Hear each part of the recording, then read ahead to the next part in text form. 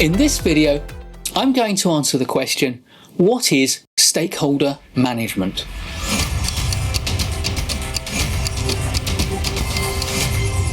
Before I answer the question, what is stakeholder management, I suppose I ought to be absolutely clear what a stakeholder is. A stakeholder is anybody who has any interest at all in your project. And stakeholder management is therefore the process of managing them. That said, I don't like the term stakeholder management, and like many project managers, I have started using over the last few years the term stakeholder engagement instead. And I think over the coming years, we will increasingly see the term stakeholder management diminish and stakeholder engagement increase. And the reason is because managing your stakeholders just feels rude.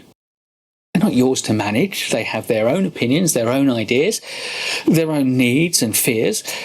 And consequently, if you try to manage those, that's disrespectful. What we need to do as project managers is to engage with our stakeholders. There is another term, however, that is useful, which is stakeholder engagement management, which is what I think we often mean when we talk about stakeholder management.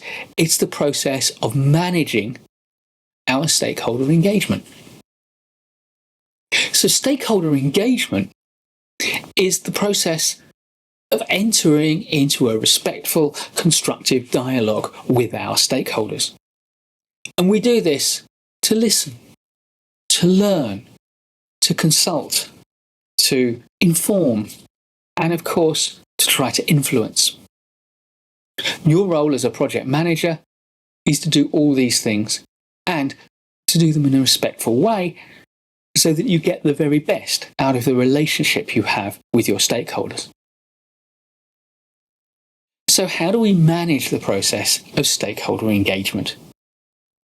Well, it's a very simple 5-step process. And the first step is to identify who our stakeholders are. Now, of course, your project team and everyone involved in the project are stakeholders.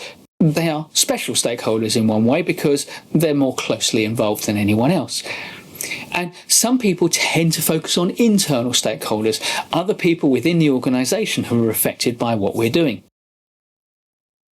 But that would be a mistake if by doing that you ignore all the external stakeholders, people outside of your organisation.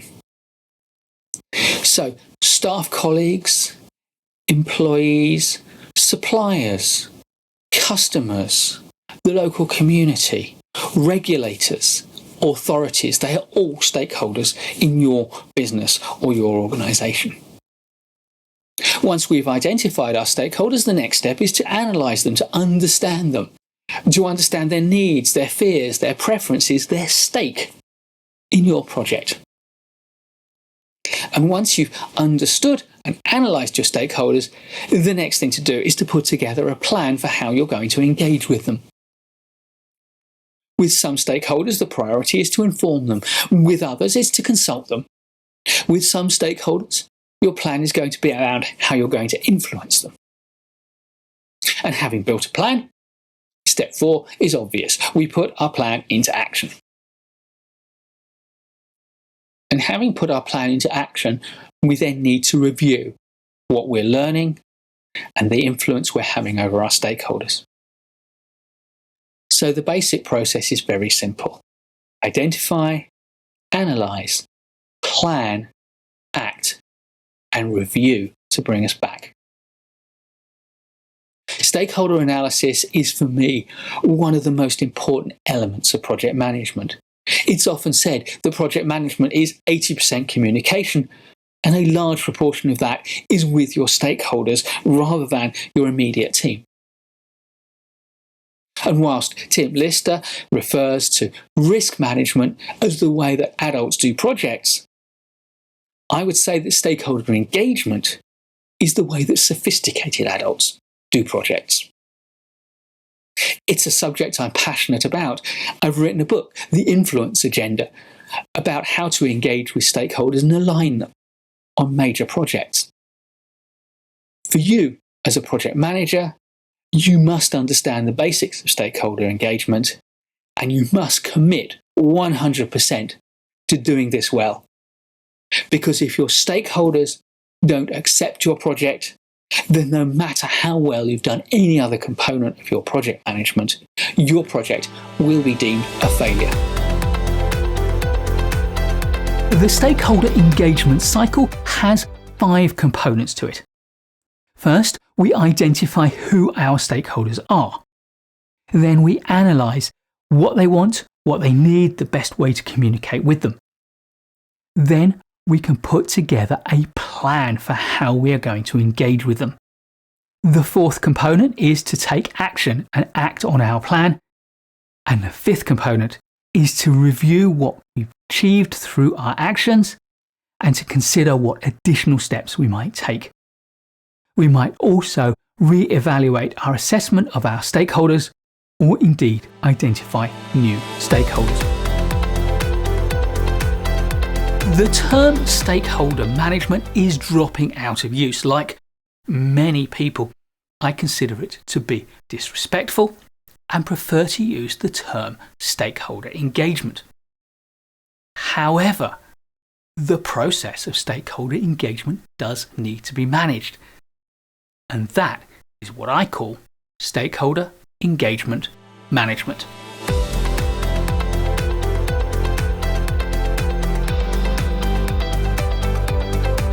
Stakeholder engagement management is managing the stakeholder engagement process. So, the role of the stakeholder engagement manager is to do or coordinate a large range of things. These include identifying and analysing the stakeholders that we have, building a stakeholder engagement plan, design, manage, coordinate, lead and evaluate all stakeholder engagement processes, engage with senior and mid-level stakeholders both within and outside of your organisation, and provide support and guidance to other team members in their stakeholder engagement work. On large projects where there are high stakes and you're being very sophisticated in your stakeholder engagement processes, the people you advise and guide might include the project manager or indeed the project sponsor or project director. To keep it simple, I've constructed a blueprint for stakeholder engagement management which consists of 5 stages. First is to set up and facilitate a stakeholder identification and analysis workshop. This includes the design and planning of the workshop, the facilitation during the workshop, and documentation and follow-up of all the work that the team does during the workshop. Facilitation is a core skill for all project managers, and I'll put a link to our video on how to facilitate a good meeting in the description below. Second, we need to craft a stakeholder engagement plan and to also build a stakeholder communication plan which links to that stakeholder engagement plan, which is a more strategic level. The stakeholder communication plan is, if you like, the tactical document which guides what you're going to be doing day to day. It's important that your plans include allocating specific roles and responsibilities, not just for drafting and creating communications, but for building relationships with your stakeholders as you go through the project. Third, the core of the stakeholder engagement manager role is to coordinate all stakeholder engagement activities. This includes designing, planning, overseeing and evaluating all of the stakeholder engagement activities and all of the project communications with your stakeholders. You need to ensure that the right communications happen at the right times and are targeted at the right stakeholders in the right manner. This coordination is essential. An important part of your job and responsibility is to ensure that there are no gaps and there are no mixed messages. This means that for larger projects, you'll probably need to be the owner of some form of communications or stakeholder or customer relationship management database which will track all the relationships and all of the communications to all of your stakeholders. An important part of this job that I hope you will never have to carry out, but you certainly should be thinking about and planning for in case you do, is to coordinate and lead any crisis management should things go seriously wrong on your project. The fourth step is active day-to-day stakeholder engagement. The stakeholder manager will have their own portfolio of stakeholders with whom they need to build a relationship, engage with, and communicate with frequently. And typically, because of your expertise and probably seniority, these will typically be mid to senior tier stakeholders. They will certainly be key stakeholders, essential for the project. As always, we deploy our most experienced, most capable people where they can do the most good. However, a bigger part of this role of engaging with stakeholders is supporting the more junior, less experienced people in fulfilling their own stakeholder engagement role. However, it may not just be the more junior team members. It may be the more senior people, all the way up to project board members who need your support and guidance to engage with their stakeholder relationships effectively. The fifth step is shutdown. Like all important endeavours, at some point we need to close down the things that we're doing in an orderly manner. The last step of the stakeholder engagement management process must therefore ensure that all relationships either come to an end or continue beyond the project in as productive, respectful, and positive manner as possible. Leaving a relationship dangling with a sudden end to that relationship is frankly disrespectful, and it's also potentially going to burn that relationship and damage it for any future continuation of that project, or indeed for any future new project that might involve similar personnel or similar practices or similar objectives. Information and records need to be either archived securely or destroyed as appropriate. Whatever choices you make need to conform with any data protection regulations or legislation within your jurisdiction or within the various jurisdictions that the project operates within. I also recommend that you close with a lessons learned or retrospective process to examine your stakeholder engagement. This may be a standalone process, or it may sit within the wider project lessons learned review or retrospective. Stakeholder engagement is an important process within any project, and therefore we need to give some thought to how we're going to manage it. And these 5 steps cover your stakeholder engagement management process. The process of managing stakeholder engagement starts with identifying your stakeholders. But once you've identified your stakeholders, the next thing you need to do is to analyze each stakeholder carefully so that you can understand them and their priorities, so that you can determine the best way to engage with them. So, in this video, I want to take a look at what goes into a full stakeholder analysis.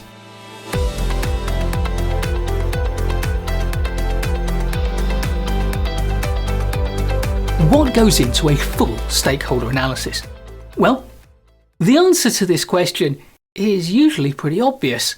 Their power, their interest in the project, and their level of support for the project.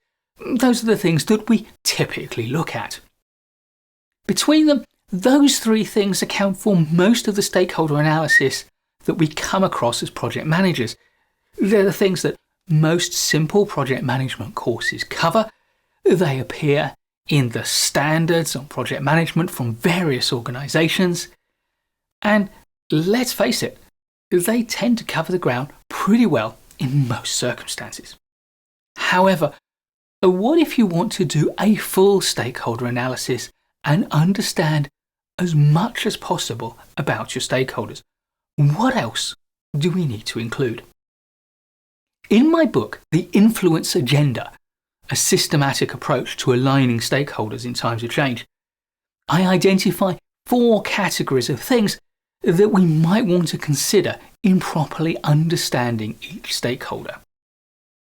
The first category is the nature of the stake that they have in your project.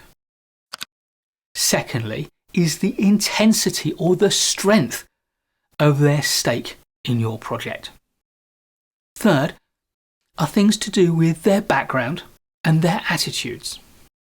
And finally, there are additional factors connected with stakeholder groups as opposed to individual stakeholders. Let's take a look at some of the things that appear under each of these categories. The first category is understanding the nature of their stake, which helps us to answer the question, what's their agenda? Under this category, we look at things like their interests, their needs, any special needs, their wants, their rights, their ownership over anything that is related to the project, and the consequences for them of anything that might happen as a result of the project. My second category is things connected to understanding the intensity of their stake. And this helps us answer the question, what is their priority or saliency to the project? Or put more simply, how important should we consider them to be? In this category, we find familiar things like their attitude, their impact, their influence, their power, their connections, their legitimacy, by which I mean, actually, how are they properly connected to the project, or are they just taking an interest but don't really have a reason to? Their interest in the project, their commitment to the project, or their commitment to oppose the project, I suppose.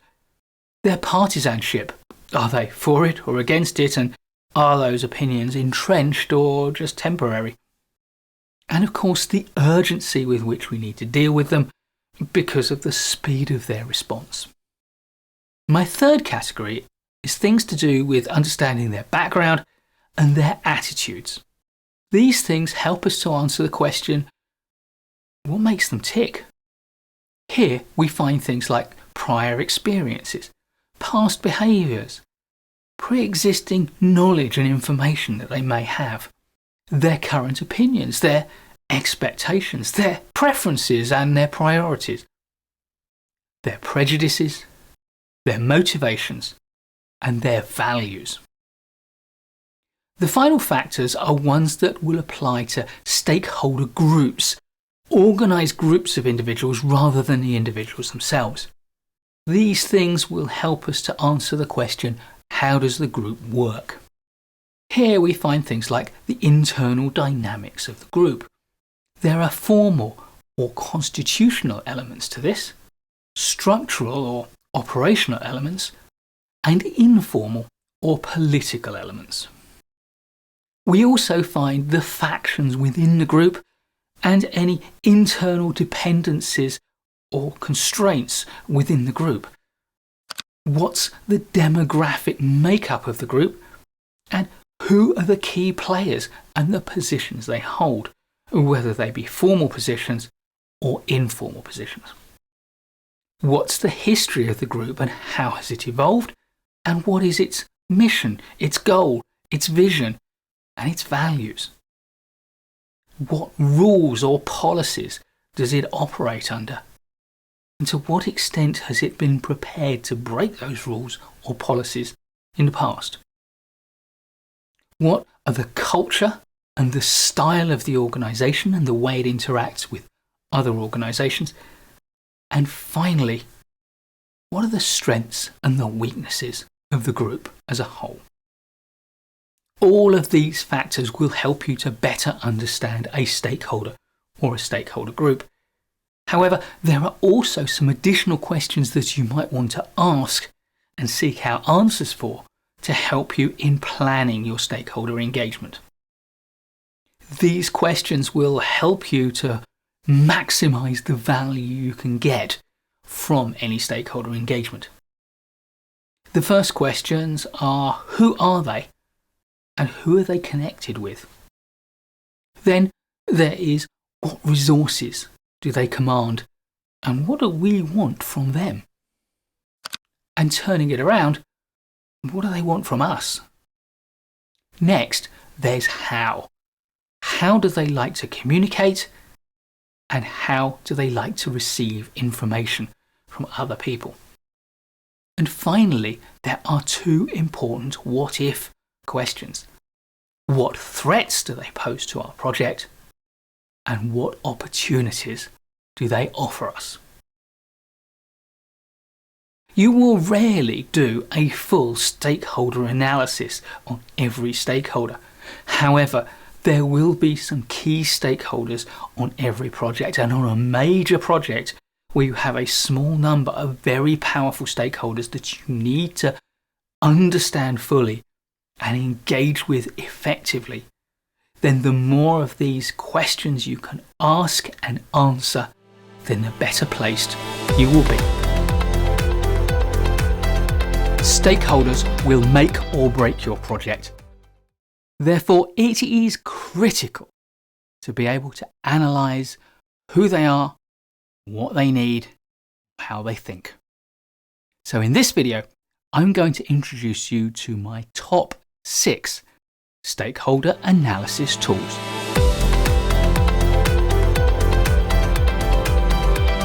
My first stakeholder analysis tool is a stakeholder triage.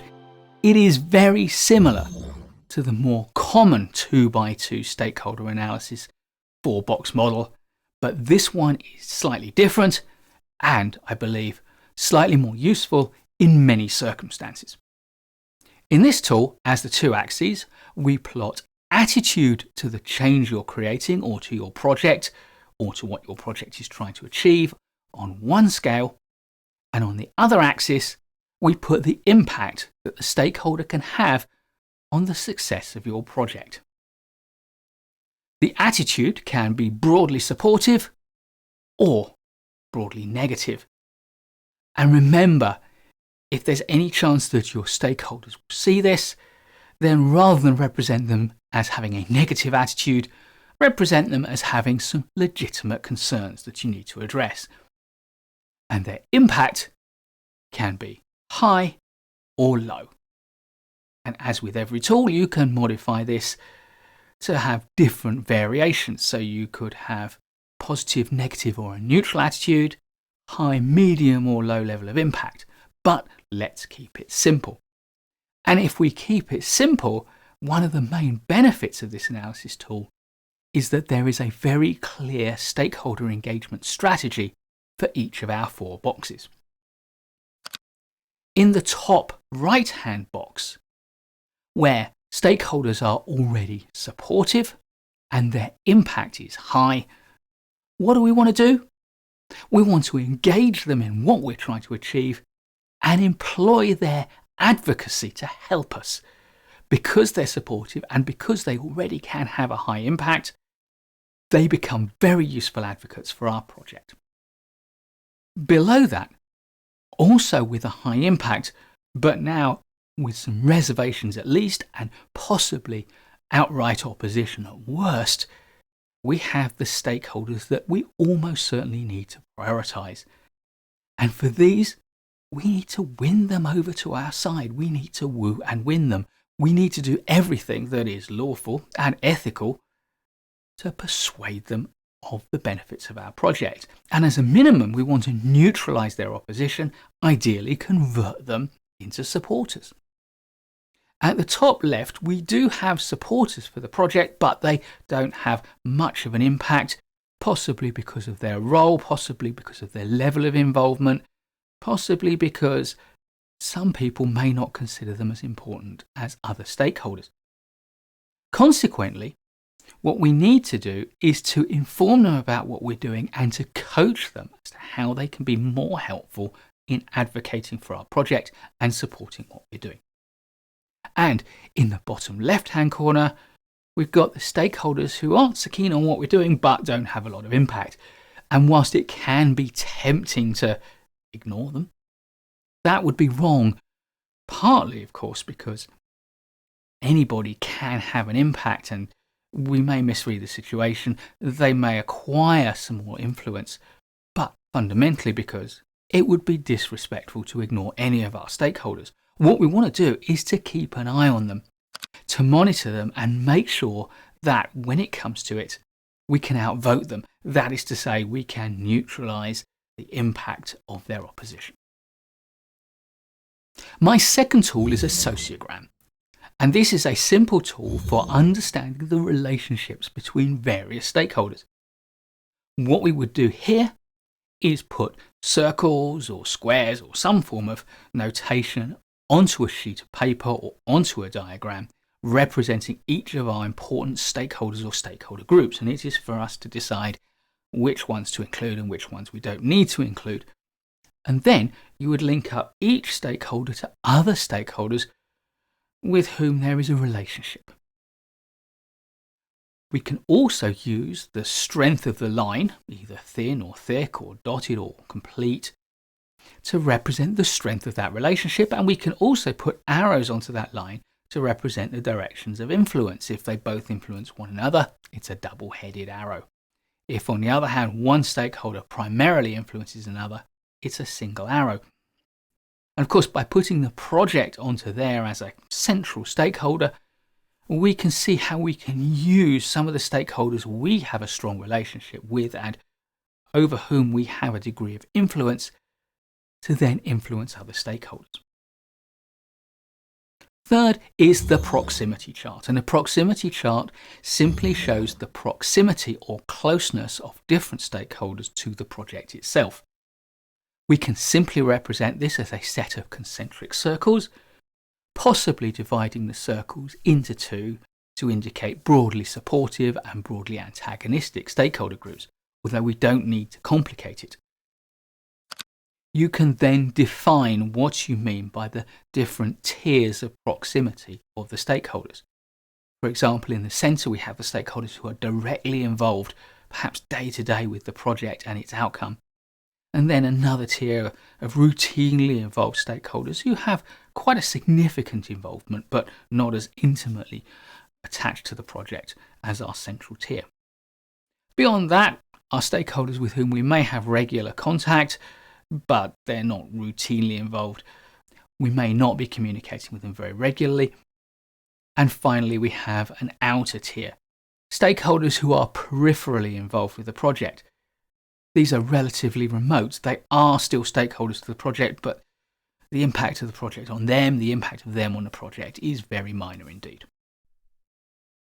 Now, at 3.5, not quite a separate tool, but a simplification of this, is a lovely metaphor that a former colleague of mine used, where she referred to the fried egg diagram, with a central yolk of core stakeholders, an outer white of lesser stakeholders, and then outside of the egg are people who are stakeholders of the project but are very remote from the project.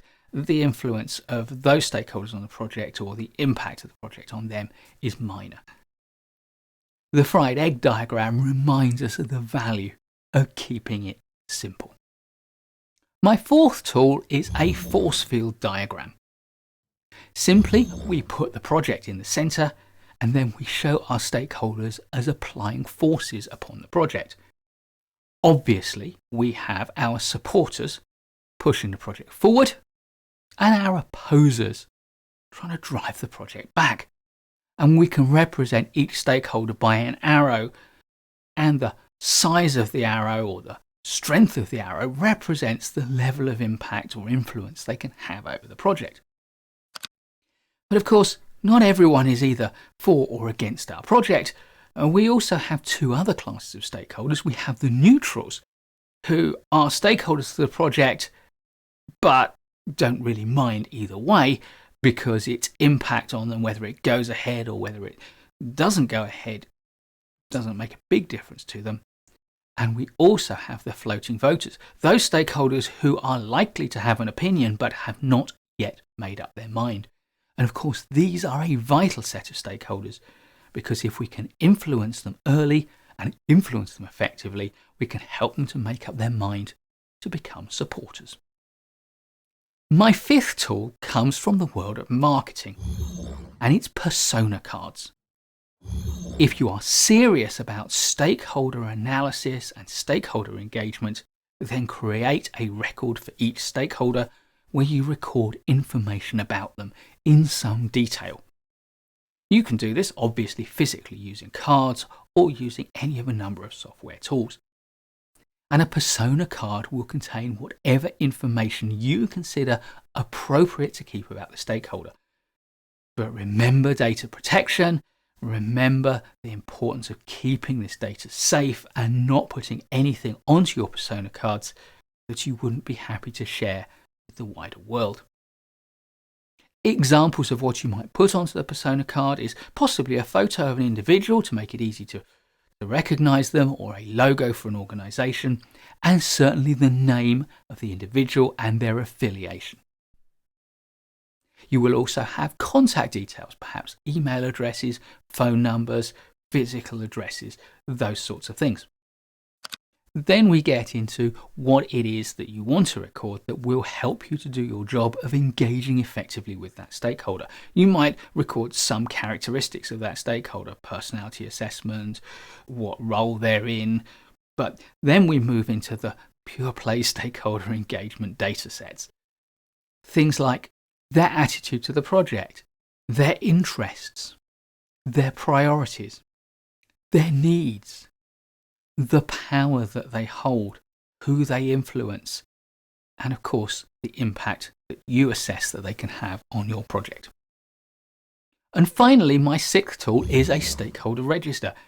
If you're creating persona cards, an alternative or a complementary approach is to keep a database of all your stakeholders. This can be nothing more complicated than a spreadsheet, or it could be a custom database application like a CRM system. And again, customer relationship management, or CRM, is something we take from the world of marketing that can be very useful to us in large-scale, long-term project management. So whenever you are running a project, you will need to engage with stakeholders. And if you're going to do it effectively, you need to understand those stakeholders. And here are 6 fantastic tools to help. I'm sure that you are familiar with the idea of a project communications plan. It's a schedule of activities designed to get your project messages out in a structured and controlled way. But it can easily miss out something vital.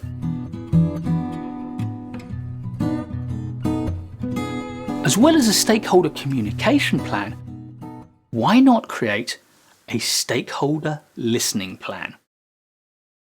Give your stakeholders a damn good listening to, because it can really give your project a boost.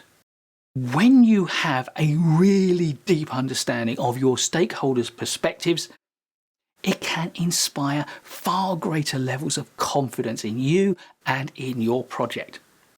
So, list all of your stakeholders and set out time to go and listen to each of them in turn. It's an exercise that I recently carried out on a client project, and it has been a fantastic experience. More than that, more than a few of those people I spoke with and listened to told me that they enjoyed the experience and got real value from it. Never underestimate the value of the opportunity for people to tell their story. Give the gift of ears. Okay, that's a corny slogan, I know, but it holds an important truth. It also shows great confidence. It shows the confidence to let go of your own perceptions, to put them to one side, and to entertain other people's ideas. Only a leader with high levels of confidence is going to be willing to open themselves up to influence. As a result, making a commitment to listen to your stakeholders is a powerful act of leadership.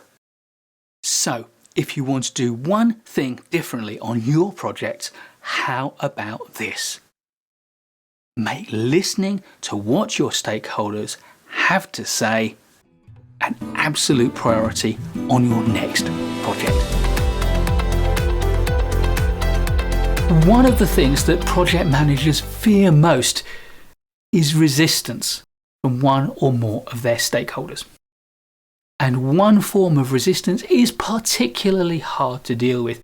They may not say it outright, but this form of resistance amounts to them saying, "I don't like you." So, how can you deal with "I don't like you"?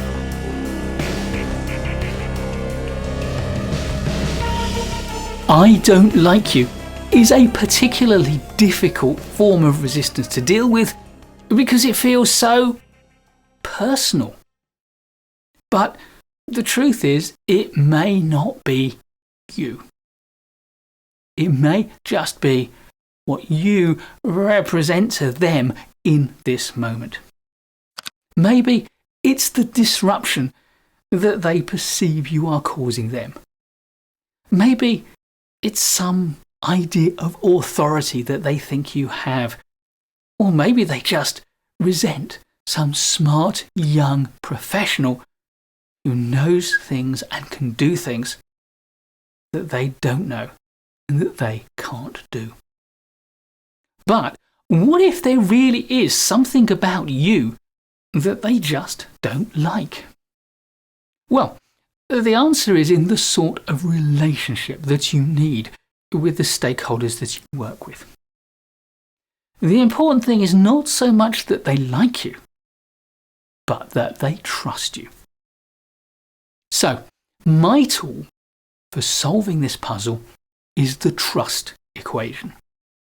The trust equation was devised by David Maister, Charles Green, and Robert Galliford, and they wrote about it in their book, The Trusted Advisor. It's well worth taking a look at. The trust equation relates the trust that your stakeholders will have for you to 4 factors. The first is your credibility. That is, the extent to which your stakeholders perceive your expertise and your experience to be valid and valuable. The second is reliability. The extent to which stakeholders are confident that you will do what you say you will do. Third is the intimacy between you and the stakeholder. This is about the extent to which they feel comfortable sharing information and ideas with you. And finally, there is self-orientation, the extent to which your stakeholder believes that you're doing things for your own sake or for a greater good. So, trust is given by this simple equation. In the face of "I don't like you," your job is to identify which elements of the trust equation are weak and to work on strengthening them. My experience is that there are often a few common trust issues that we find on projects. For credibility, for example, it's often about stakeholders not believing that the changes are right and the people who are promoting them are credible. On reliability, stakeholders seem to feel that you're not providing them with as much information as frequently as they would like. Intimacy is an easy one to understand and a very hard one to address because this is about stakeholders feeling that they don't have the right kind of relationship with you to properly share their concerns in a way that you'll find more comfortable, and so they default to less respectful approaches. And with self-orientation, It's usually that the stakeholders don't trust the motives of the organisation, although it is possible that they don't trust the motives of individuals within the organisation, or even you. Once you understand where trust is leaking away, you can start to address it with deliberate actions that build up the element of trust, or the elements of trust, that are weakest. Once you build up the right level of trust, the stakeholder still may not like you, but they will trust you and they will work with you in an appropriate and respectful manner. There's no doubt in my mind that it's your stakeholders who will determine the success or the failure of your project, and I call it my first rule of stakeholder engagement. For me, communication, and in particular communication with your stakeholders, is perhaps the largest single part of project management. So in this video, I want to share with you my 5 tips for good stakeholder engagement.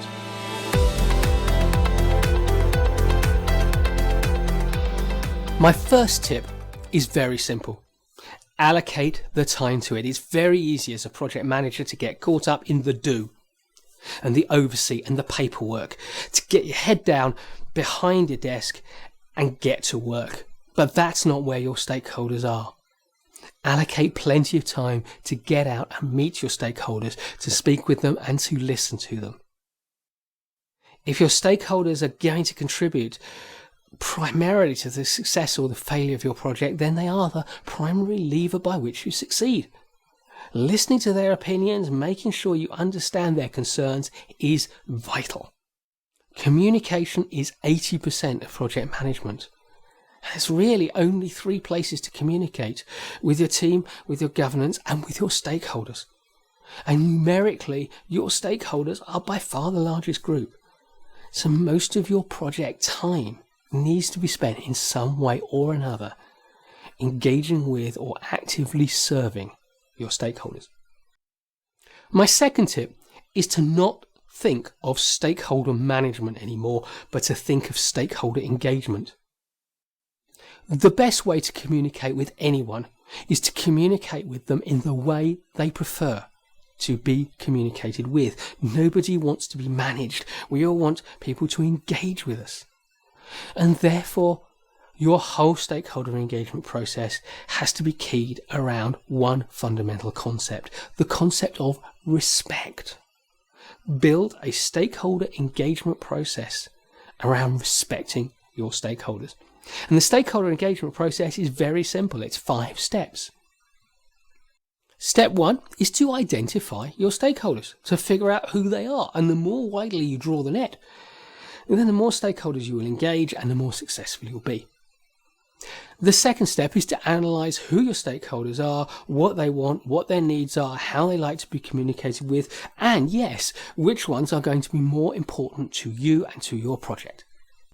Step 3 is to plan. Put together a plan for how you are going to engage each of your stakeholders, what information they need, how you're going to deliver it, when you're going to deliver it, who's going to deliver it, and how you're going to evaluate how well that information goes down and the feedback that you get.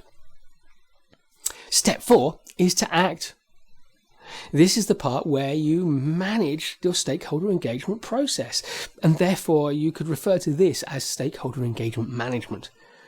This is where you get out and you speak to your stakeholders, you listen to them, you reflect on what you learn from them, and you incorporate it into your project. But of course, no process is going to be complete without reviewing what you're learning.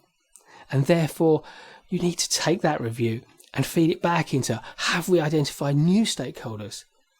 Have we got new understanding of the stakeholders we already have identified, and therefore we need to reanalyze it? Or were we not getting the results we hoped for when we took action, and therefore do we need to make a new and better plan? My third tip is that you can please all of your stakeholders some of the time. And you can please some of your stakeholders all of the time, but you will never be able to please all of your stakeholders all of the time. And that's just the reality of things. Therefore, What's really important is that you listen to your stakeholders carefully and make informed judgments as to which stakeholders you're going to have to let down at times and when is the right time to let them down and what is the correct way to communicate that to them, because letting your stakeholders down is only going to be disastrous if you don't tell them and they find out the wrong way. And the toughest part of all project management is scope negotiation, because this is all about making judgments as to who to please and who not to please, about their preferences and desires for what's going into your project and what's going to be left out. My fourth tip is don't argue with idiots. Yeah, they'll just drag you down to their level and then they'll beat you with their experience of being an idiot.